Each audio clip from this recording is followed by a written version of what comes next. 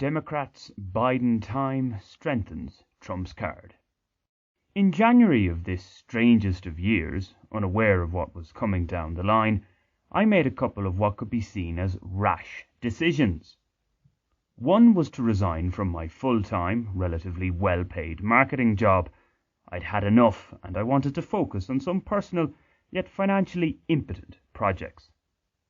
The other was to write a piece suggesting that a Donald Trump re-election might be the least worst option for the United States of America.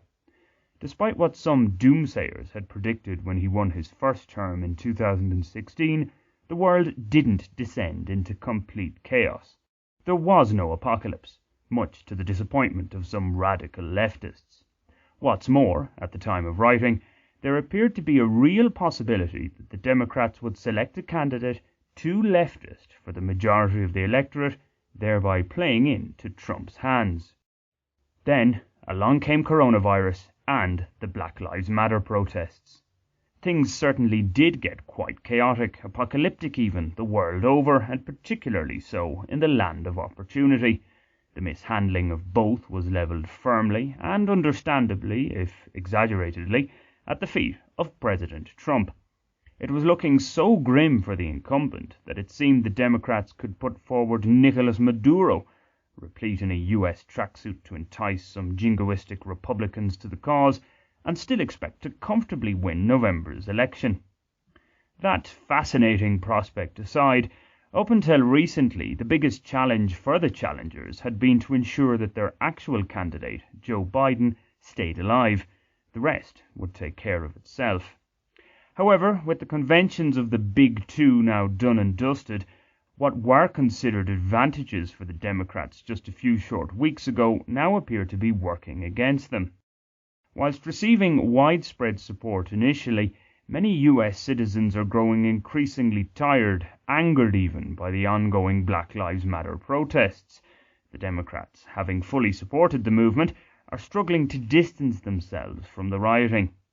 Trump's playing of the law and order president card appears to be hitting a sweet spot, despite the opposition pointing out, correctly, that the violence is happening under his watch. The thing is, while he is commander-in-chief, he can easily and effectively shift the blame. Radical leftists who are pulling the Democrats' strings are behind it all. Images of the burning of his effigy by protesters serve to reinforce the point. With time and a November endorsement, he will restore calm. A Biden presidency, on the other hand, will do anything but. The current pandemic will, of course, play a big role in the outcome of the election. Yet despite the relatively high death toll in the US, should employment figures continue to improve ahead of Election Day, Trump has another positive to play with. I had the economy roaring BC before coronavirus, and the signs are it will bounce back quickly under my watch. All you'll get with Sleepy Joe are higher taxes and rising unemployment.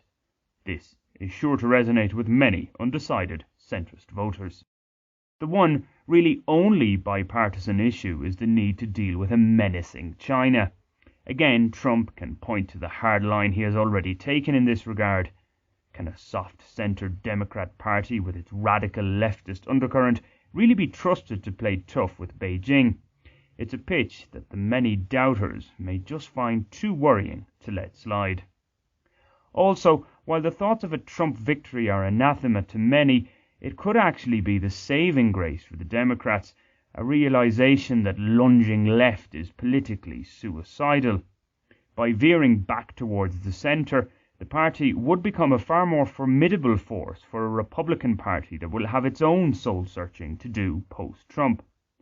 So as we move into the final quarter of a year that many of us wish we could wipe from memory, my January rashness, despite all that's happened, might actually prove to be rather prudent.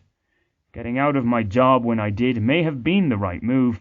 I don't feel worse off mentally in any case, and the US might just decide that it is better to go with the devil you know. Whatever happens, the closing chapters of 2020 are set to be intriguing.